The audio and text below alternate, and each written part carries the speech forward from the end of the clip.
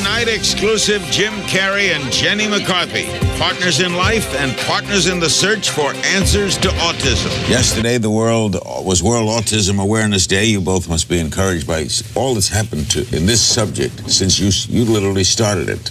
Yeah, you know, we've come a long way within the community. When I first had Evan diagnosed with autism, there wasn't much of anything. I had to find out about biomedical treatment on the internet after I typed in autism on Google. And out 3 years later now, there's 3 books and many thousands of children getting better because of biomedical treatment. Jenny brought so much focus to this problem. And kind of that's why I'm here, is I want to bring as much focus as we can to this problem. You married autism.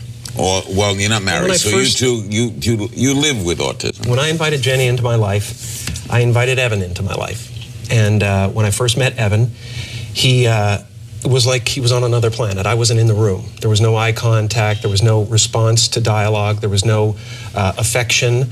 And over time, I witnessed Jenny pull Evan through the window of unconsciousness and isolation into our world, where he is now a fully functioning person who can communicate, who can connect, and this is through biomedical treatments, GFCF diet, and the therapies that she's talking about. So I believe that autism, in my heart, is preventable and treatable. Fully functional. He's completely recovered, Larry, completely recovered. And he's not the only one. There are thousands in this community that are getting better. Why did you go so public? I mean, you had an autistic child. He got better. So why are you here? I could have, you know, hid and not said anything, and Evan would have blended into society. I made a pact with God, though. The day Evan became diagnosed with autism, I said, if you show me the way, God, and show me how to heal my boy, I will continue to teach the world how I did it. And within 1 year of that kind of conversation with God, Evan was undiagnosed from autism. But it's still shocking to see how many people are ignoring this information. The American Academy of Pediatrics, I begged and have sat down with and said, why are you not sitting down with our doctors and our scientists who are treating and recovering children with autism? And they refuse to this day to sit down. I think if there was any possibility that a child was being helped, that someone would listen, someone would take a look. And the fact is, they're not even considering the information. They're not only not considering, they're discouraging it. But you've had a major effect. Big story in the LA Times last week. Number of kids not being vaccinated in public schools in Los Angeles. However, at the same time, a doctor friend told me today, mumps are up and measles are up. We're not saying don't vaccinate. That's the thing we want to get really clear right now. Let's make it clear.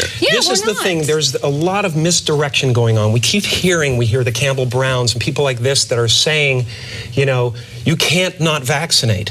No one has ever suggested not vaccinate. Go back to the 1989 schedule when shots were only 10 and the MMR was on that list. I don't know what happened in 1990. There was no plague that was killing children, that we had to triple the amount of vaccines. What happened after 1989? The vaccine schedule that warranted 26 more vaccines. Agreed. Are all of them absolutely necessary? Because they want to make money. Of course. Back in 1989, the shot schedule was 10 shots given. 10 shots given. When I was a kid, what do we get, 3? It's twice as many as anywhere else in 30 countries in the Western world. But we give twice as many shots as any of those countries. Why is that? If it's vaccination and you're not against vaccination, well, what are you against? Don't vaccinate for this, but vaccinate for that? Yes. I think we have to choose which ones are absolutely necessary. You should educate yourself. We want to empower parents to educate themselves. Do we need to have the chickenpox? Do we need the hepatitis B shot on the 2nd day of life? I don't think we can afford to assume that the people who are charged with our public health any longer have our best interests at heart all the time. Parents have to make their own decisions, educated decisions. They have to look at the information. Space out the vaccines, delay them till after 1, clean out the toxins that are in them. We don't need that many. When the other doctors are here, and they will be on the other side in a while after you leave. Grab them and stab them, you mean? That was one. This is my nickname. Well, what will they say? Why would a doctor not want to know more about something that could save a life or prevent a disease? I don't understand. The AAP is financed by the drug companies. Medical schools are financed by the drug companies. This is a huge business. Vaccines are the largest growing division of the pharmaceutical industry. $13 billion. They control medical schools. I mean, these doctors are not learning about prevention or vitamins or diet. What we're asking is for them to take a loss for the good of our children. That's a tough sell in a boardroom. And for, you know, as a precautionary measure right now, you know, you remove certain medications off shelves because they're deemed unsafe. Why not vaccines? Healing and Preventing Autism, a complete guide. Jenny McCarthy and Jerry Cardinell, MD, by the way. And we're joined now by Dr. Jerry Cardinell and J.B. Handley, co-founder of Generation Rescue, a nonprofit autism research and treatment advocacy group. In February, a special vaccine court ruled in 3 test cases representing 5,000 families that the combination of thimerosal, is that right? Thimerosal. Containing vaccines and the MMR vaccine are not causal factors in the development of autism. How do you react? Our kids get 36 vaccines. The MMR is 2 of the 36 shots, okay? Before their first MMR vaccine, they get 23 other vaccines. Jenny, can you pull up the visual for just a sec? This shows very quickly how many vaccines children get at their 2-month visit, their 4-month visit, and their 6-month visit. 23 vaccines before the first MMR. Saying that the MMR That's vaccine... every child in America. This is the CDC schedule. Saying that the MMR does not, or that vaccines do not cause autism because of this one vaccine is like having a plane crash, suspecting mechanical failure, looking at one wing, saying that one wing is safe, so therefore the whole plane is safe. It's madness. When I trained in medical school, we saw one child with autism, and they said, Dr. Cardinell, come look quick. There's a child with autism. You'll never see one again. So it was rare? It was very rare. So are you saying it's increased? I am definitely saying it's increased. Because? Well, because I think there's a lot of toxins out there that are in the environment.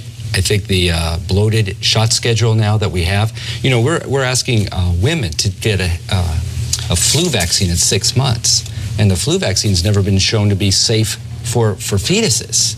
And yet we're going ahead and asking our women to take that. We looked at 30 other first world countries, okay? We sorted them by under 5 mortality rates. The U.S. is 34th in the world for under 5 mortality. We looked at the average number of vaccines given. It was 18.